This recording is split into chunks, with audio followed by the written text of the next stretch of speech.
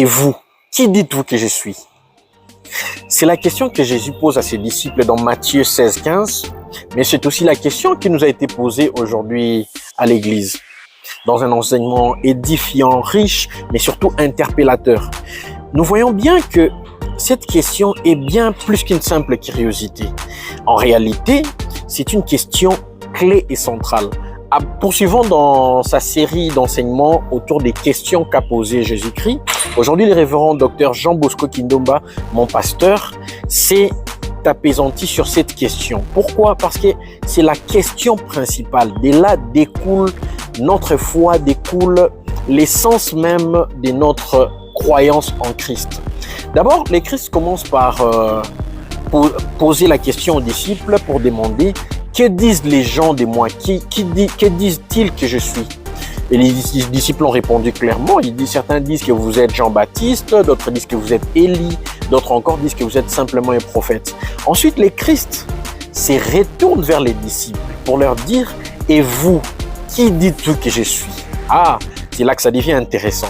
Puisque, au fait, Jésus ne s'intéressait pas aux rumeurs, aux croyances générales.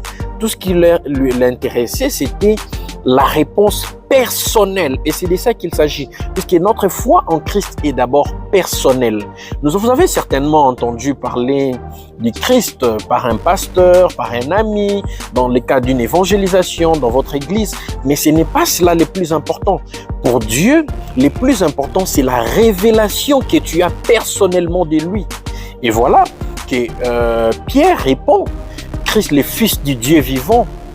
Et c'est là que le Christ dit: ce n'est pas la chair et le sang qui t'ont révélé ces choses, mais en réalité, c'est parce qu'il a une relation personnelle qu'il en arrive à aboutir à ces stades. Et donc, cette question nous interpelle par rapport à notre relation avec le Christ aujourd'hui, dans un contexte où nous sommes acculés, où nous sommes sollicités par des contenus de tout genre sur Internet. Il y a des messages tous les jours, il y a des diseurs de bonne aventure qui viennent dans tous les sens et n'importe comment. Quand vous n'êtes pas affermi, quand vous n'avez pas une révélation personnelle de qui est le Christ pour vous, il y a lieu de vous perdre, il y a lieu de vous égarer. Et cette question est d'une urgence et d'une importance capitale. Vous devrez prendre le temps de méditer et de répondre à: qui dites-vous qu'il est? Cette question est personnelle et mérite la peine d'être répondue et par vous.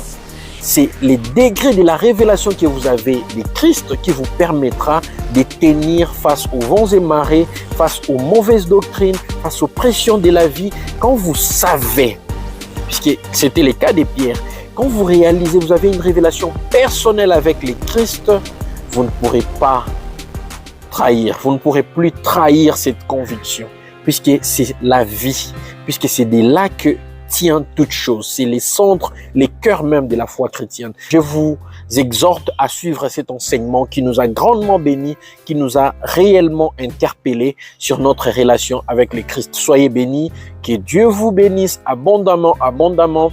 Et vous pouvez suivre les liens et l'enseignement dans sa globalité via les liens que je partage en commentaire. Amen.